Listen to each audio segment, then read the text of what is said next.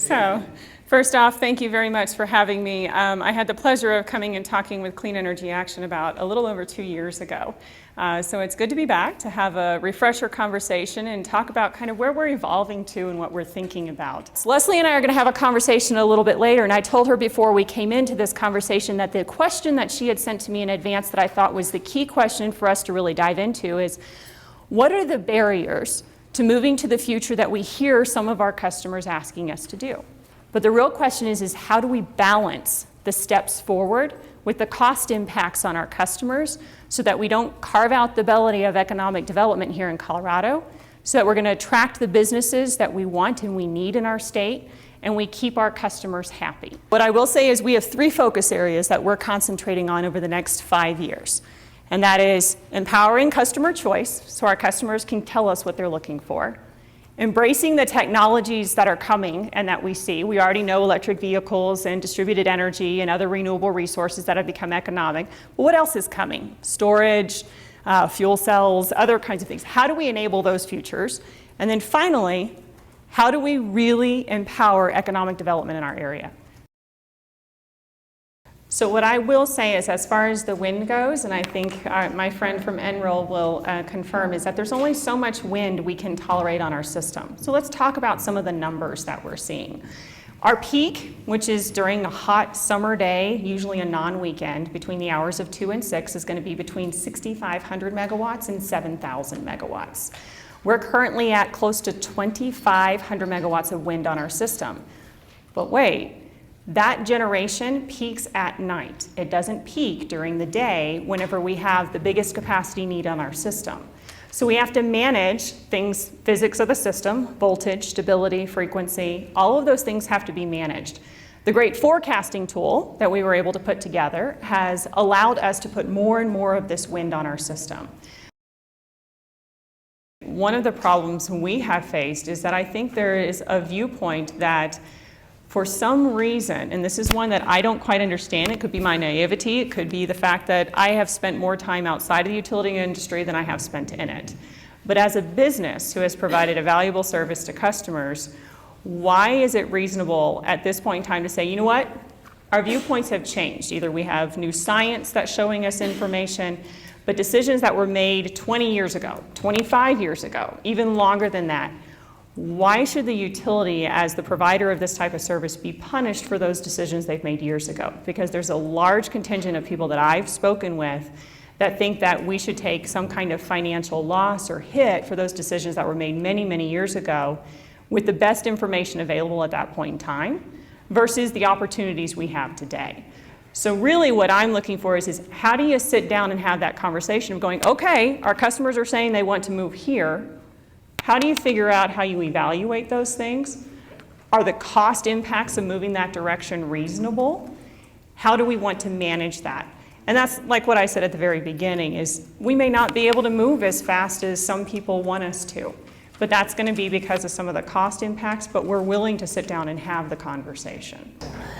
I want to make sure I've shown you some of the good news that Xcel has presented to the Utilities Commission. Hopefully you see now why we wanted you to have that handout.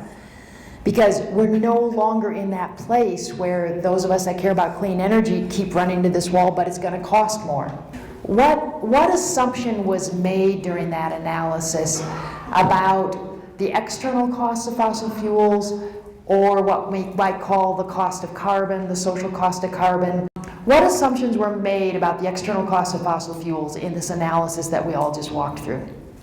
So as far as the social cost of carbon, where we are right now is that there is a $0 amount added to each incremental megawatt hour. What value was put on human health, the value of the planet, the value of a stable climate when you did these analyses? And what you told me is that it was $0 a ton. But we do have a serious policy question, as far as the cost. And the model that we operate under as a utility is a cost-based model. We don't pass through costs to our customers that we don't incur. Yeah, the abstract for me comes down to this, is it a cost that we're accurately passing on to our customers? Because when it comes down to it and we're calculating what that revenue requirement is for our customers, we want to make sure that we're passing on the accurate cost to our customers and we're assessing them the appropriate cost of providing energy services. Quite frankly, personally, when I look at it, what I think of is whether I care about it or whether the company supports it or not is somewhat irrelevant. Because when I look at it, we're going to do what is necessary and what is, the policy decision of the state of Colorado. And we're going to include those evaluations. At all? You don't spend any money on lobbying? We do spend some money on lobbying, yes. Thank you. Thank you, Ken. Thank you. And we do evaluate and we are watching what the coal supply is. We have not seen any interruptions in our coal supply.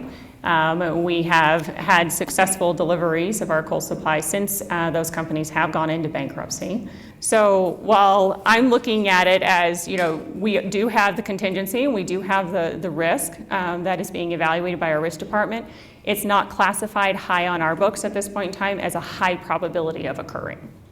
The question is, Xcel tends to build to their peak load, which by definition happens 1 hour of the year. There's 8,760 hours in the year.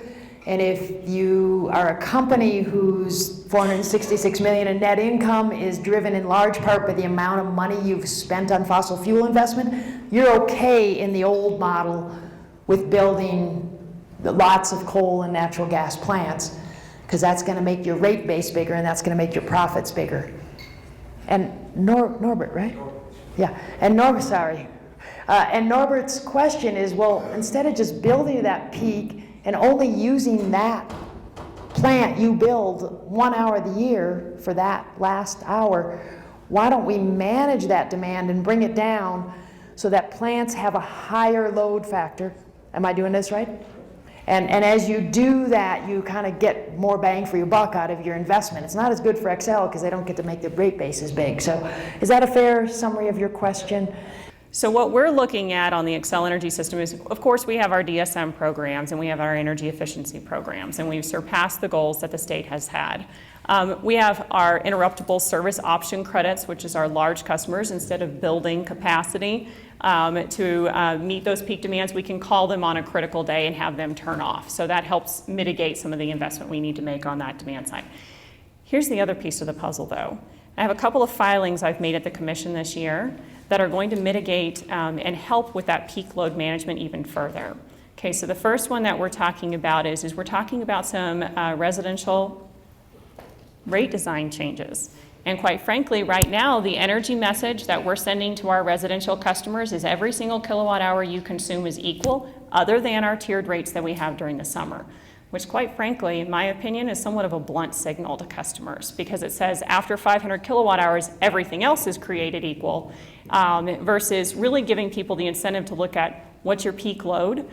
So those EV customers that have made the investment in order to move to an electric vehicle, because they're charging more and they're consuming more energy during the summers, they're paying more for that energy when they're probably charging at night.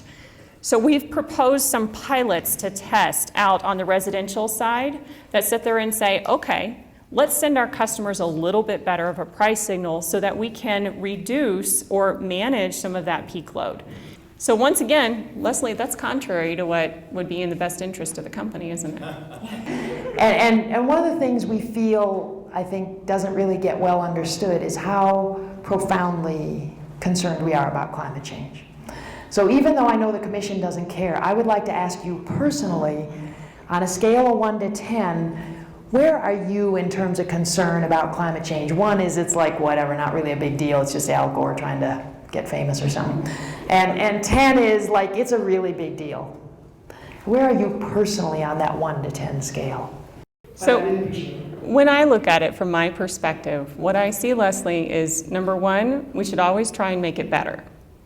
And one of the reasons that I have the job that I have is because I'm determined to make it better. Okay? So that's the first thing I would say. The second thing is when I look at the long-term future for our country, for what we're doing with our energy environment, we should be moving into a direction that really does embrace the technologies that are coming at us. When I look at it, I really do look at it as a spectrum.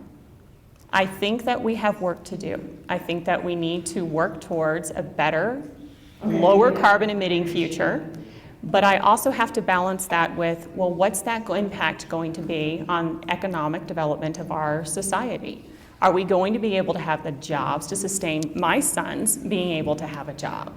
Are we going to be able to make sure that that future is one that we can live in? When you look at your sons, when they're your age, call it 30 years or whatever that is, come on.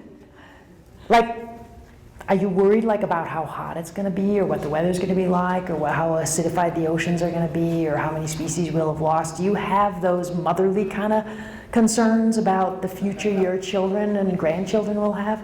Sure, I think about it. But the thing is that I can only do today what I can accomplish today. And I think I'm in a place where I can make a difference, and I'm going to continue to look at those things and figure out what's the right path forward.